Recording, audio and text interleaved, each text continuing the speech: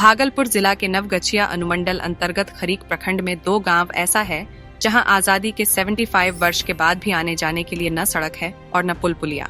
ग्रामीण नाव के सहारे ही अपना जीवन यापन कर रहे हैं। गांव है सिहकुंड और लोकमानपुर। 2 गांव कोसी नदी के सैलाब का दंश झेलता है। दोनों गांव चारों तरफ से कोसी नदी से घिरा हुआ है और दोनों गांव एक टापू की तरह नदी के बीचों बीच बसा हुआ है। दोनों गांव अपने जिला मुख्यालय से 50 किलोमीटर और अनुमंडल मुख्यालय से 30 किलोमीटर दूर है।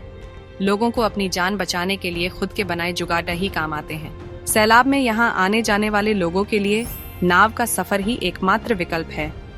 ग्रामीणों को हर दिन अपनी जरूरत का एहसास दिलाता है। इन दोनों गांवों में हॉस्पिटल भी नहीं है। यदि कभी कोई इमरजेंसी आ जाए या किसी की तबीयत ज्यादा खराब हो जाए तो वो व्यक्ति भगवान के भरोसे ही रहेगा। आवागमन का साधन नहीं होने के कारण गांव के बच्चे चाहकर भी उच्च शिक्षा से वंचित हैं।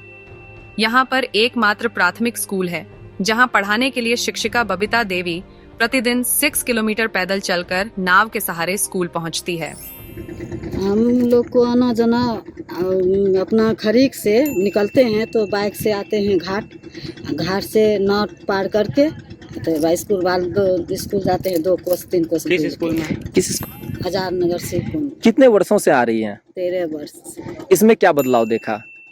क्या बदलाव देखेंगे, कुछ नहीं बदला हुआ है अभी इधर। उसी तरीके से जाते हैं। इसी तरह से। वो गांव कैसे बसा हुआ है?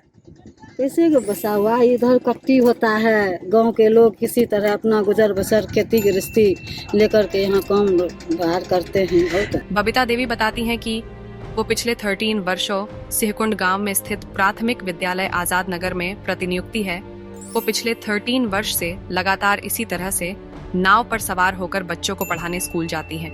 पिछले 13 वर्षों से यहाँ कोई बदलाव नहीं हुआ है। जब स्कूल ज्वाइन किया था तब भी नाव के सहारे ही जाना पड़ता था और आज भी नाव के सहारे ही जाना पड़ता है। अच्छा मैडम, कभी बच्चे अगर बीमार पड़ जाते हो तो कैसे उसको इधर लाते होंगे? नाव द्वारा। दूसरा कोई उपाय नहीं। अगर मान लीजिए कि उस समय नाव उस पार में नहीं है तो फिर क्या होगा? अब जैसे वो संभाले उसका परिवार, समस्या वही होता है। अच्छा, और कितनी दूरी आप पैदल तय करते हैं रोज?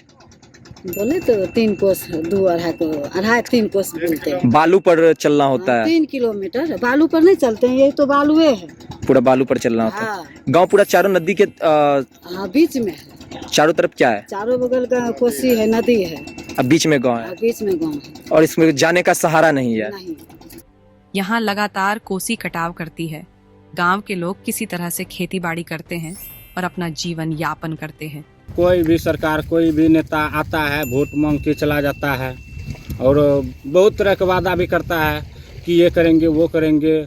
और हम तो ये भी सुने हैं कि मतलब सिहकुंड और ढोरिया का पुल भी पास हो गया, लेकिन पुल पास जो कर दिया सरकार ने, पुल गया कहाँ? पुल तो यहाँ है नहीं। यहाँ तो हम नाव से टप रहे हैं। लोकमानपुर जो गांव है वो हम लोग सब लोग जानते हैं कि वो कोसी नदी के एक तरह से, और जब बारिश बढ़ जाती है, जब ये सीजन आ जाता है फ्लड का, तो वो चारों तरफ पानी से घिर जाता है। उसमें राज्य सरकार, बिहार राज्य पुल निर्माण निगम के माध्यम से उसमें पुल का भी निर्माण हो रहा है और अप्रोच रोड का भी जो है पुल निर्माण निगम निर्माण कार्य कर रहा है। और वो कार्य बहुत तेज़ गति से चल रहा है। बारिश के कारण थोड़ा सा स्लो हुआ है। उसमें जो भूअर्जन का काम है उसका निरीक्षण भी मेरे द्वारा कुछ महीने पहले किया गया था। उसमें हम लोगों ने रेट डिसाइड कर दिया है और अभी हम लोग जल्दी ही अगले 10 से 15 दिन में सबको नोटिस देंगे। उसमें राशि भी भूअर्जन पदाधिकारी को मिल गई है और कैंप लगा करके हम लोग जो भी रैयत है उसमें संभवतः मुझे जो ध्यान में आ रहा है 2 गाँव की ज़मीन जा रही है, उसका हम लोग पेमेंट भी इंश्योर कराएंगे।